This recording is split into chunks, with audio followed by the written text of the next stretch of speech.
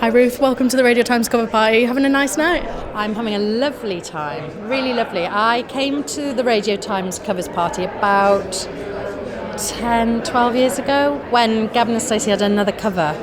And I remember it well because I think James and I had a bit of a fallout at the NTAs, and then we didn't see each other till the Radio Times covers parties, and we made friends. It must be quite weird coming back kind of full circle now that it's back after so many years again. Yeah, I suppose because it's been a couple of months now since it went out, and people are still talking about it, which is hugely flattering. It couldn't have really gone better for us in the sense that we wanted to keep it a secret, we wanted to keep everything a secret, and we managed to do that, and we managed to get to the point where people were sitting down on Christmas Day as a family and watching it together, which doesn't happen very often these days, so that was lovely. Was it really hard to keep it a secret? Because I imagine everyone's saying, bring it back, bring it back, bring it back. Yeah. It was difficult because of that, and I think I'd gone, the day before we announced it, I'd gone on Matt Lucas's show on Radio 2, and he said to me, so is there ever going to be any more Gavin and Stacey? And I'd had to lie through my teeth and say, it's very difficult, we live on different continents. I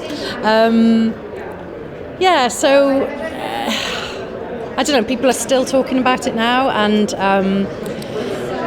I'm just really, really chuffed. I mean, what more can I say, really?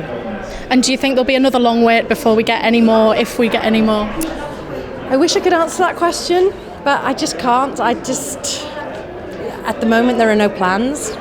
But then, we didn't have plans for years. So, I don't know. I wish I could say that we were going to do it, but I just, there are no plans at the moment, so. Do you kind of have an idea of where the story would go? Because the obvious kind of thing, if they do get married, would be Smithy and Nessa's wedding. Is that something that you'd like to explore? I think because there are so many characters in the show, it could go in a number of directions, and that's what's so lovely about it. So to say, do I know? No, I don't. I don't know anything. I know nothing. It's the easy answer. And was there any kind of fear behind bringing it back? Because obviously, there was kind of that kind of closure at the end. Did you worry about bringing it back if you'd kill it? I think you have to worry about bringing something back. You have to. You can't be 100% convinced that it's the right thing to do. That's why it probably took us 10 years to get around to doing it. But yeah, it was a risk. It was definitely a risk. And there were so many hurdles to overcome, like, will the cast be available? If they're available, will they want to do it? Will we be able to, will Barry let us come and film there? All these sorts of things. And luckily, everything fell into place. And that cliffhanger at the end, it's obviously angered a lot of people, but it seems like the kind of right way to end that Gavin and Stacey special. What was the process behind the cliffhanger? Was it always going to be like that?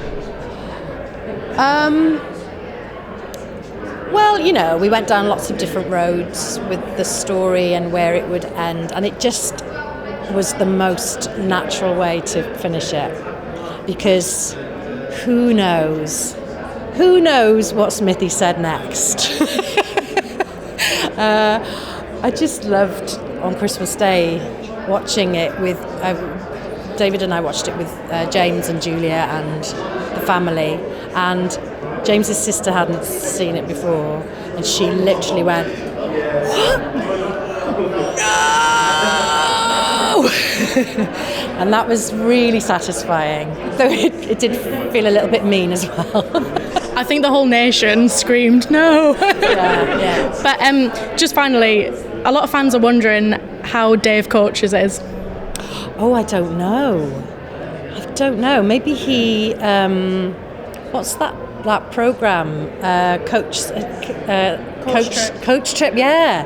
Maybe he's doing a little coach trip on there. Yeah. Driving or just enjoying it? I think a bit of both. He could have a busman's holiday, literally a busman's holiday, couldn't he?